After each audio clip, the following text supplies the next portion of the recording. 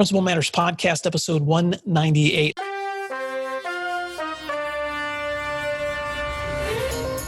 Hi, friends. This is Will Parker, host of Principal Matters, the School Leaders Podcast. Each week, I bring you inspiring, innovative, and imaginative ideas for your own school leadership.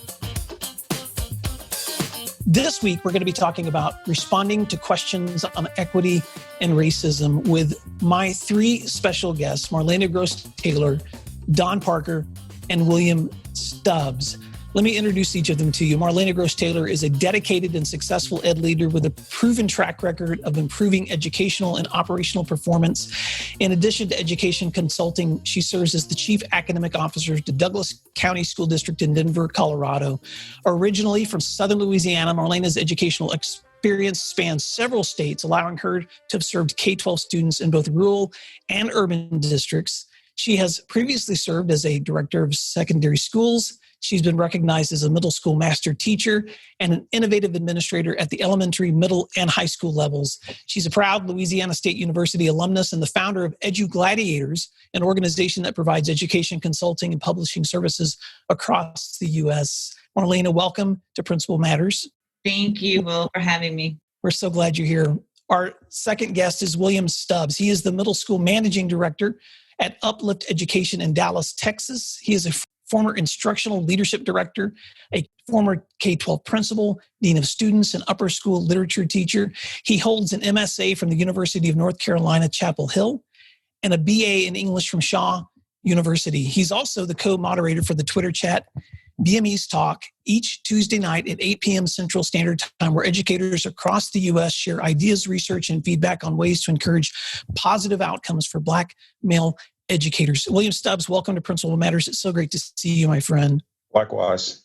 And our third guest is Don Parker, Dr. Don Parker, a highly sought-after speaker and professional development provider and the principal of Posen Intermediate School in Posen, Illinois, just outside of Chicago.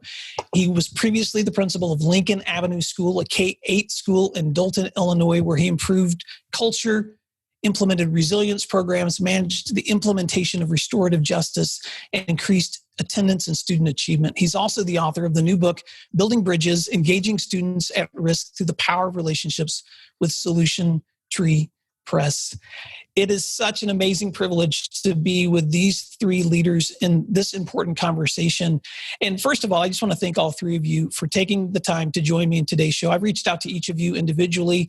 I appreciate your friendship and being colleagues with you in education. And as each of you has also been a guest on a previous show, some of Principal Matters listeners will recognize you, but it's just an honor and a privilege to facilitate this important conversation. And I just want to begin by asking for some general reflections. Over the past several weeks, educators around the world have been having conversations about equity, racism, social inequalities. And as you have observed what is happening right now, I'm just really curious, what have been your thoughts and reflections, both personally and professionally? And to get this conversation started, I'm just going to ask Marlena if you could make some comments first. Sure.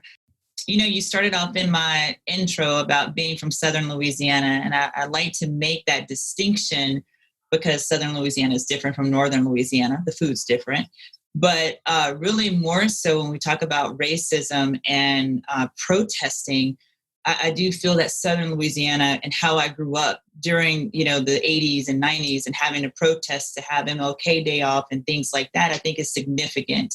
It's also very timely with my last blog post, Never Dim Your Light, with this whole epiphany that I've actually, found myself around, not only being Black, but being proud to be Black and not minimizing who I am to make others primarily, dominant culture, as Robin DiAngelo says in her book, White Fragility, are making white people feel better by making myself be less than. So all of these, from my blog post to just having to have deep reflective time, thinking, spending a lot of time back in Louisiana at the start of the year, and then coming back and having all of these things happen, it's all converged on this one point. And to be quite honest, when everything started happening, of course, you get angry when you see someone of color being mistreated and treated like an animal. That makes me very angry. And I have boys. I have 3 boys that I've raised, and they're out of the house now, But more so than that, as the protests were starting and I start seeing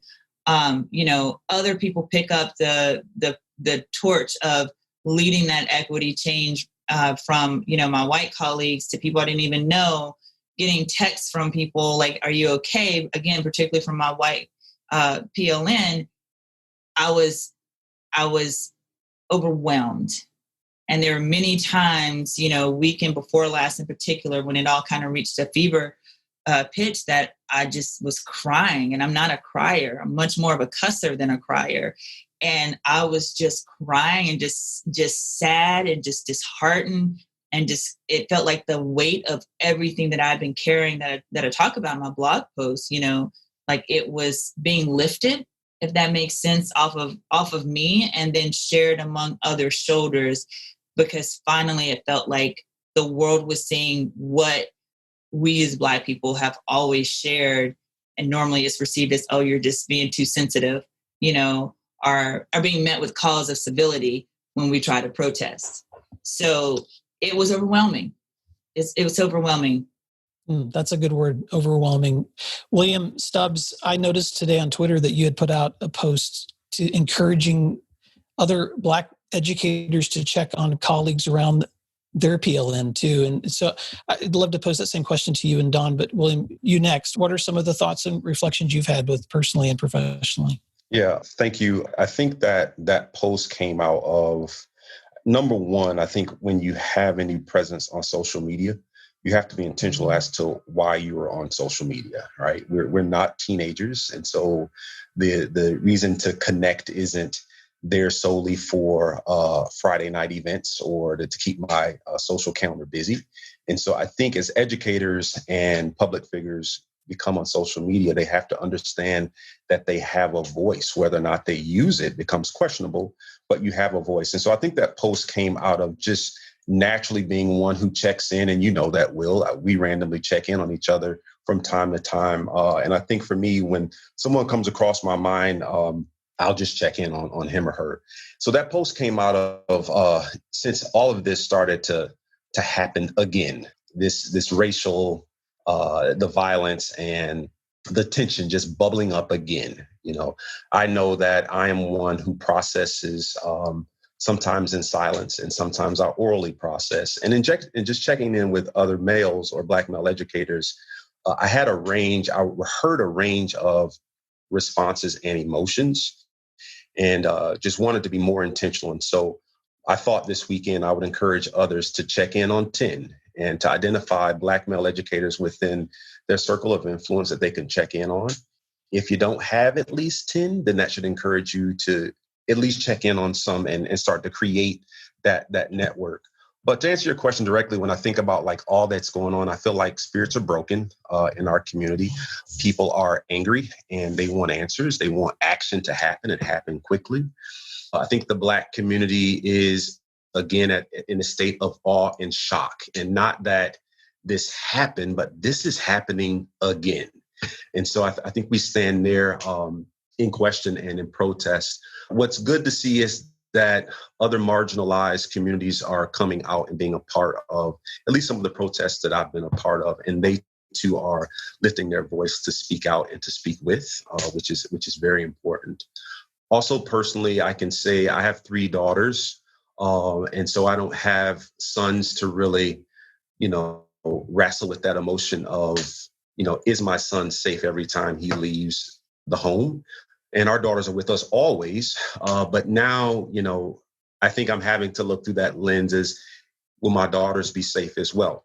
But I have a lot of friends who have sons, and to hear, fear in their voices, to hear concern, to hear worry about the livelihood of their children and their sons in particular, is not a comfortable feeling. And so I think like those are some reflections that I have. And as I'm talking to others and checking in and making sure that I'm of resource and that I use my voice in a proactive manner, I think that's what's coming out mostly.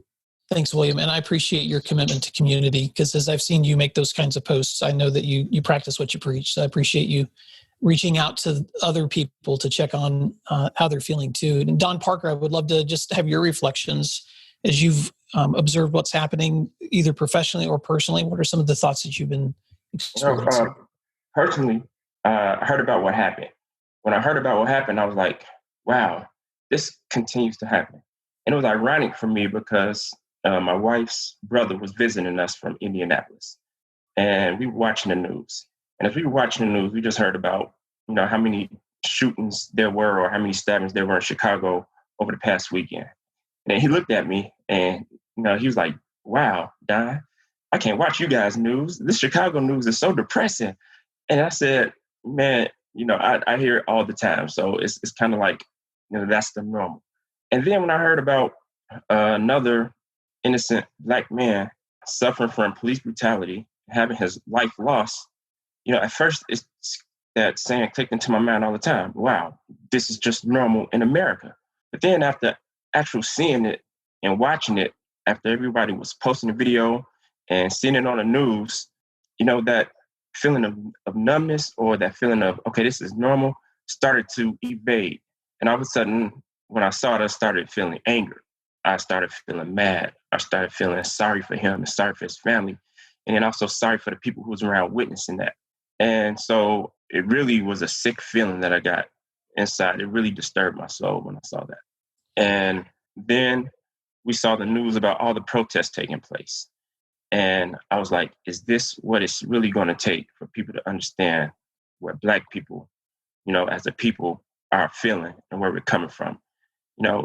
Is this what needed to happen in order for a sense of urgency to take place in order to force a change in America to stop this? And so I also was disturbed by all the riots that I saw that started taking place. And then it seemed like things calmed, things leveled.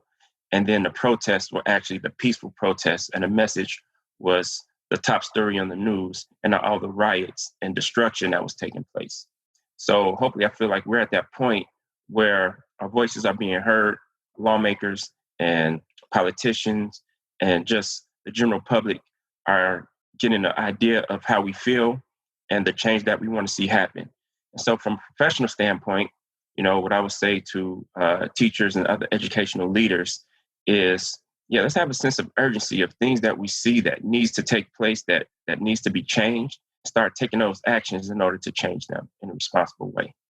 Well, thank you, Don. As I've reached out to each one of you individually, I did so with mixed emotions. One, because you're my friends.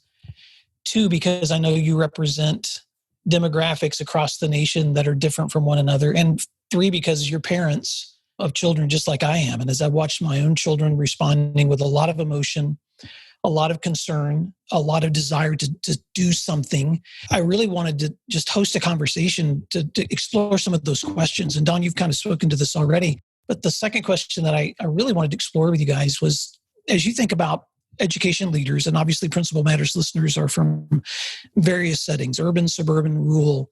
I'm just really curious what thoughts you have for education leaders that are among various demographic groups, because some may be in urban settings, some may be in rural, some in suburban, but all of them serve school communities.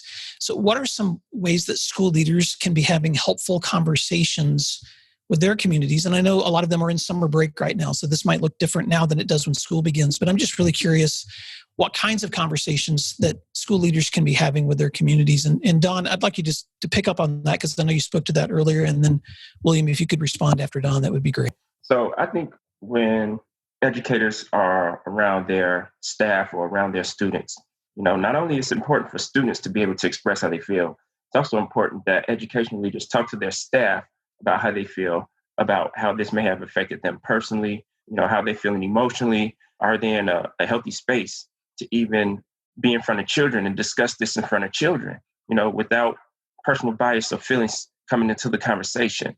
So first of all, I think that, as educational leaders, we have to have conversations with teachers and student personal service providers as well to say, hey, how are you feeling about conducting these conversations? And kind of give them guidelines on to how to facilitate these discussions with students. As far as students, I feel like we need to, sit the students down almost in like what we do peace circles and bring up topics of this conversation about race relations, understanding how people need to be treated with respect, understanding, laws, policies, and what changes, need to be made. And just go around and just have the students express exactly how they're feeling, exactly how, it made them feel when they saw what occurred, and just ask them, what is the end goal? Now that we've looked at the issue, we looked at the problem, what end goals would you like to see? And then what actions can you take? What actions can we take as a class? What actions can we take as a school to help reach that end goal? So I think you have to start with the end goal in mind and then facilitate that discussion from, what the students are feeling at the time to what they want to see, that positive change that they want to see happen. Well, Don, I also want to give you a shout out because I noticed that you had posted an advertisement for schools that may be looking for someone to help them understand how to facilitate. When are you doing that? And I don't know if that'll come out in time for this post or not, but I wanted to give you an opportunity to say that too. Thanks, Will. I'm calling it the Cultural Competency Hour of Power with Dr. Parker. And so I'll be leading this discussion with educators, teachers, counselors, social workers, any educator that wants to join in on June 10th, Wednesday night from 6 o'clock to 7 o'clock p.m. Central Standard Time. That's fantastic. And if this post comes out after June 10th, is there a way that people can connect with you for a recording or a follow-up? Oh, absolutely. I will record it and I will share the link with people. But we're just going to talk about, how to build a school culture of diversity and inclusion, how to make all staff feel welcome along with all students, how to celebrate the different and diverse student populations that we have, how to make them feel what I call the triple A, accepted, affirmed, and appreciated in our schools, and how we can teach a culturally responsive curriculum to our students. Thank you, Don. William, I wanted to give you an opportunity to respond before Marlena. What thoughts do you have for education leaders from various demographic groups as they're thinking about how should they be communicating with their communities? I was going to say it's not fair that I get to come behind Dr. Parker there, but just teasing. I would say I want to answer your question, and then I also want to be able to offer practical steps or at least share what we're doing here, because I know people appreciate that. I would say, number one, you need to know what conversation you're having. Okay. Go ahead and name the conversation. I think right now people are moving to respond because other people are responding. And it feels like gym class where you're the last one called and you don't want to be the last one called. So you're trying to figure out how to respond.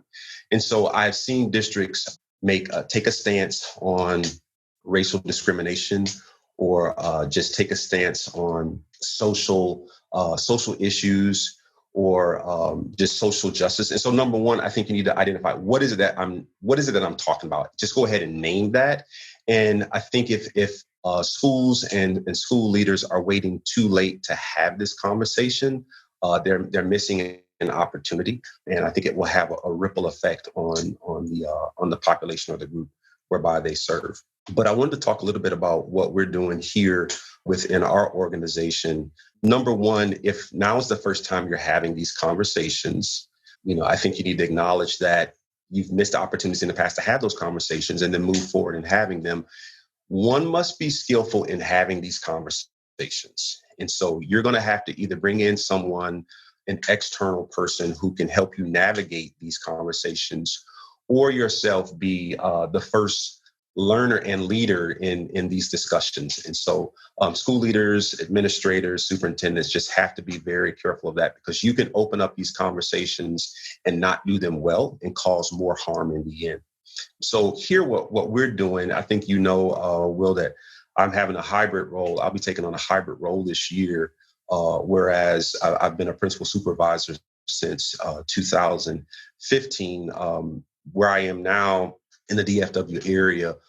I'll be focused specifically on Fort Worth, our 3 schools in Fort Worth. And one of the middle schools that I'm a principal supervisor over, I've actually asked, in having leadership transition, can I take on the school? Can I go back to be a school leader? So most people look at me as if something's wrong, but I am enjoying the hybrid role of supervising 2 middle schools in Fort Worth and being the school leader at one. So now it becomes more real to me than ever before. This is different from coming into a school and making sure that the compliance sheets are checked and that I'm growing leadership capacity. Like, I'm actually in it. And so one thing that we started to do in March were have conversations about race and inequities within our school. We are 78% Hispanic. around 18% African American. And then there are some other racial demographics represented.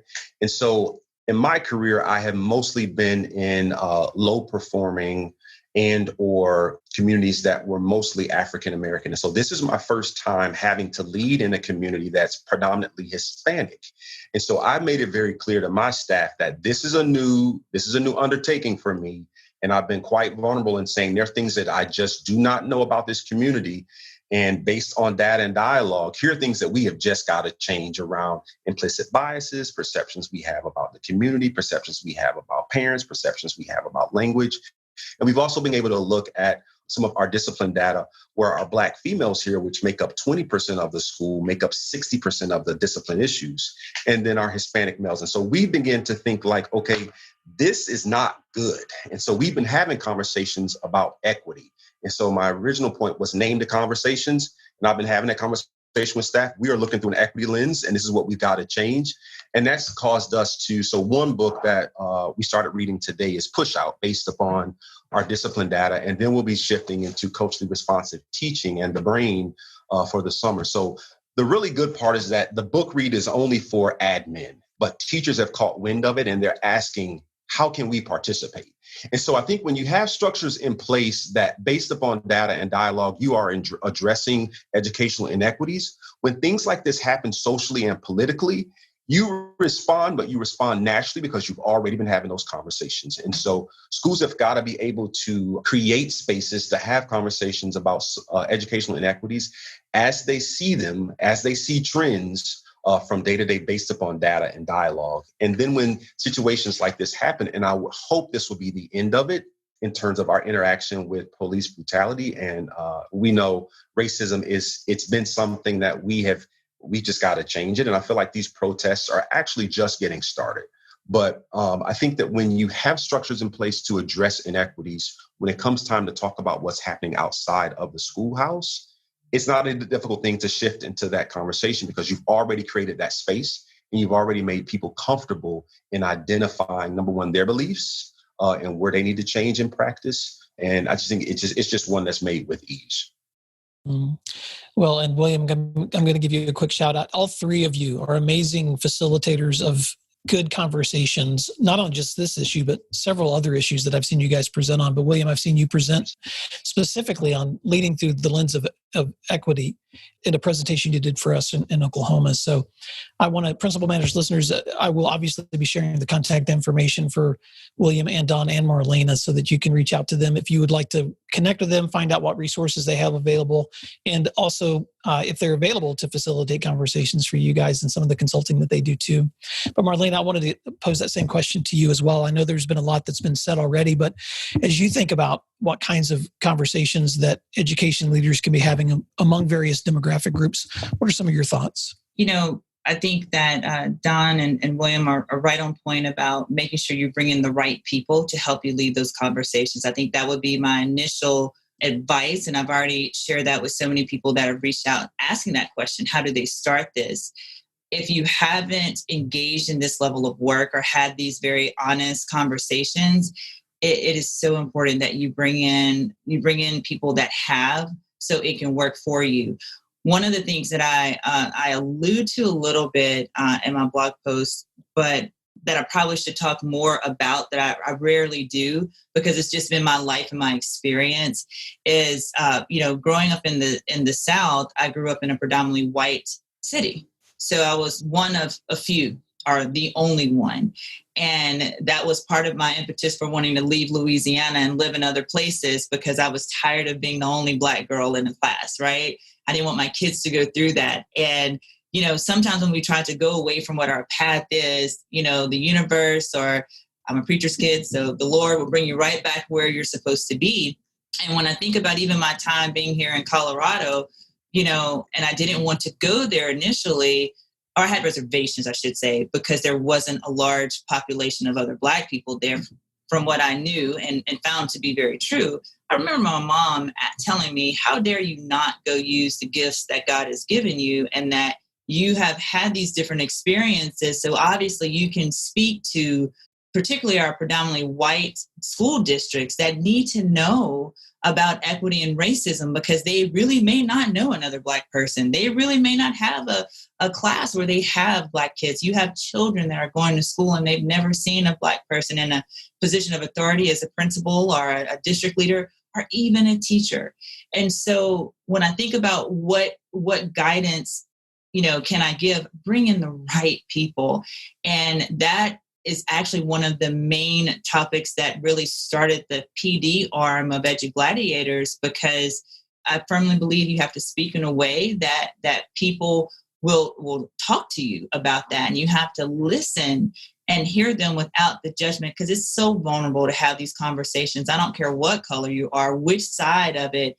And I think as a Black educator and especially leader and consultant, I want people to be able to ask me questions. I want my white colleagues to be able to ask me questions, just like I want my students to ask questions around that. And we had great conversations around race and equity when I was a middle school teacher. It's important that we extend that same grace to our educators, because right now, educators, which I'm so glad, everybody is jumping on board. They're starting to really become aware of what the issues really are.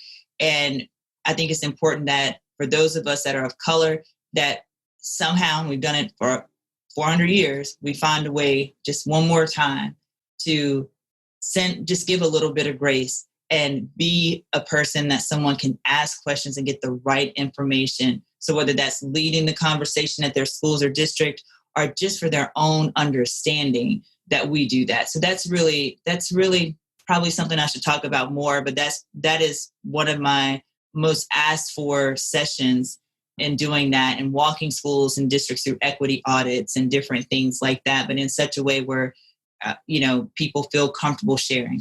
Thank you, Marlena. And I just want to make sure Principal Matters listeners know that this conversation is going to continue in next week's episode as well, because William, you said this earlier, but this is the beginning of a long conversation. And I think especially as I look at our Gen Z students, I'm seeing a lot of interest, emotion, and activism among our kids that I'm not sure I'm even seeing among our adults.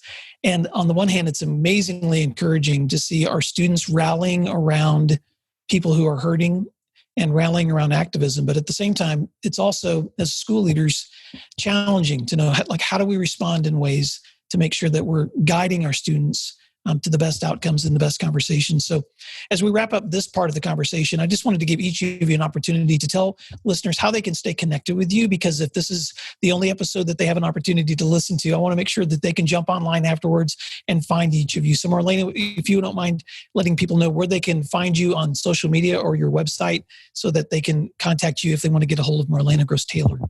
Absolutely. Of course, I think we're all pretty active on Twitter as well, like most educators. You can find me at mgross, Gross,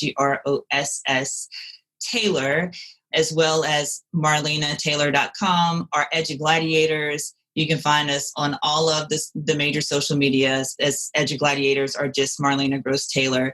Just don't let not knowing keep you from moving forward and helping to push what we know needs to be done. So we're here to help. And Dr. Parker, if you could give us some contact information, how can listeners stay connected with you? All right. Listeners can stay connected to me through Twitter. And my Twitter handle is drdonparker1. And they can also email me. My email is drdonparker@comcast.net. That's dr.donparker@comcast.net. And William Stubbs, how can listeners stay connected with you? I too am on Twitter, WM, which is an abbreviation of William. WM Stubbs is my Twitter handle. And then just connecting with me via email or on LinkedIn. Same thing on LinkedIn. And then email is wmstubbs@gmail.com. Well, William and Don and Marlena, it's such a pleasure to have you as guests on this show. And I'm looking forward to next week when we have an opportunity to talk more and dig even deeper into these questions. And I was also thinking at this time too, just a quick side note, but William and Marlena, I've had the opportunity to have meals with both of you. So that means Don, you and I have a date at some point, because I've had the opportunity to sit face to face with William and Marlena. So it sounds like Chicago is a trip I need to make next, or you need to come to Tulsa. So one of the two. So we need to connect sometime so that we can actually share a meal. But it has been such an amazing pleasure to be with each of you. I know you're busy. I know that you are wrestling with all kinds of emotions as parents, as educators, as individuals. And I just want to thank you and let you guys know how much I honor, respect, and stand in solidarity with you. And Principal Matters listeners, I want you to know that what you do matters. And we'll talk to you again soon. What I'm doing right now is I'm doing the wrap-up recording, this is the bonus, because sometimes the best things get said as we're saying goodbye. And I've learned to keep it going, but I've stopped the second. So we have 2 sessions going there. But man, I hope part of when I take personality tests, obviously you're probably not surprised that you find out that I'm a connector. And so one of the things that I love is connecting friends. So I hope this is the beginning of a conversation that even if I'm not around, you guys now know each other and can take advantage of the places, the parts of the countries that you serve and the people that you're serving too. So I hope those friendships will continue. Marlena is glad to finally meet you. This dude. I try to get up every Saturday to do Gladiators, and sometimes I'm doing it with one eye. Me too, depending on where I am in the country. Let me tell you, that 8 o'clock hour was great when we were in Nashville. Not so much if I'm in Colorado. Yeah. So when I called you a few days ago, Marlena, you were in Wyoming. Are you in Baltimore after Wyoming? You travel so much. So I took a little vacay, and that's just right across the way, right? With some graduation parties and, just friends there. A solo vacay for that before I came back. But I didn't even mention this here, but what was really interesting is, of course, there's not a lot of Black people in Wyoming either. So it was with some of my white friends. But on my way driving, I got stopped by the police. And I actually called one of my friends, hey, just stay on the phone because I'm going to talk because I was stopped for no reason. And the guy didn't even a ticket, right? Just so they know that I have somebody on the phone. I'm not out here by myself, and that was a huge eye-opening moment for my friends to say oh my gosh, why would they stop you? So it happens. Yeah. And that happened so they could see it, and they had conversations with their friends and their families, and they've been asking about resources and having those honest conversations about that because they wouldn't have experienced that, and they couldn't believe what do you mean you stopped? You were stopped, Mm-hmm. So I just got back to the East Coast. So. Well, I was on the phone with Don the other day too. And Don, you kind of had a scary experience the first time you tried to take your family out to Burger King. So that was a little bit shocking, I think, for you and your kids. Oh, yeah. So I'll tell you guys a quick story. So my neighborhood has shut everything down. And so my youngest daughter has special needs. And so she loves getting Burger King and, blue slushy from Burger King. And so we wanted to, give her a little treat because her behavior has improved. And so we drove to the Burger King right outside our neighborhood. And as Burger King happened to be closed too. And this was the day of the protests and the riots when they first started. And so as we were driving back, a car ran the red light and went past us. And then about a block ahead, we just saw people. It was an envoy of trucks and SUVs that just all started running red lights. And as we drove a block ahead, we just see these trucks parked in the middle of the street, and people are jumping out, running across the street to the beauty supply store and to AutoZone, breaking the glass with their hammers and shovels and things like that, and then just carrying stuff out of the store in groves. And as I looked at these people, I had an opportunity to just look at their faces and look in their eyes. And I said, okay, they don't care anything about why the people are protesting. They don't care anything about the big picture. They're just taking advantage of the situation. And so my wife started panicking. Oh my God, Don, get us out of here. And so as she's saying that, she's saying, wait, but slow down. She wants to take video of it with her phone. So you were right in the heart of the what was going on. Yeah. Goodness. It was different from when I saw all the craziness taking place after the Bulls won their championships. I was in high school. I was walking, with the crowds and everything. That was fun. People were excited. people were looking to take advantage of Ryan and Luke, but it was a different feel. This, I felt that evilness vibe, and it was very uncomfortable, and I felt that I was in my family, that we were unsafe. I want to hurry up and get out of there, just call 911, like, hey, you guys have a situation over here you need to handle. But it was just a negative feeling. Yeah. And that's what I keep trying to tell my kids. People are going to exploit situations where some people are trying to do something good, and people are going to exploit those situations, but you have to keep coming back to the why. And William, you live like right across from the police station in Dallas. Right across from the police station. Right across. I look out I see it. Yeah. I mean, like every day, what's going on there every day? We have different things going on, but, I've been in some of the protests, and for the first time, something about what Don said, my wife said to me, I'm really nervous for you. And I thought, I'm pretty conservative. Like, I'm pretty laid back. I didn't have a curfew growing up. I wasn't one of those wild kids. And so for her to say that, I was like, wow. But then I just thought about all that's going on and, how she feels, because we've just seen a lot. Yeah. And then I saw the most beautiful pictures that you put up when you came back the other day, and your daughters had set up their dolls. Yeah. Explain what that looked like. Their dolls have been protesting. So we've been, I come home and they have little Post-it notes up, and but they've been in one protest. So they have an awareness of, and I thought about this as I was prepping for this. Our kids, for most of their schooling years since 2012, they have seen this. Like, this has been a comment, this and school shootings, like from Trayvon Martin to when this all started, like we're almost at a decade. And so my oldest, who is 10, this is a recurring, episode. And I thought when I was protesting last week, I turned to one guy and I was Facebook Live, and I said, the last time I did this, I was in Oklahoma City, and wait a minute, I don't remember who it was. This is happening so frequently that I'm losing track of who I'm protesting for. But yeah, for me, it's just helpful to get out there and say something. Mm-hmm. That's a good perspective. But for some of our kids who have lived with this for a long time, for other of our students, this is the first time they've really been aware of the reality of what's happening. And so I think it's important to keep that perspective. For some people, this is a long journey, and for other people, this is the beginning of a journey for them too. My family and I, we've participated in a couple of protests, one in Tulsa and then one here in our own community, and both have been relatively peaceful. We had the one in Tulsa, there was actually a bridge that the marchers had stepped over when a car decided to try to come through, and thankfully no one was killed, but it was pretty scary.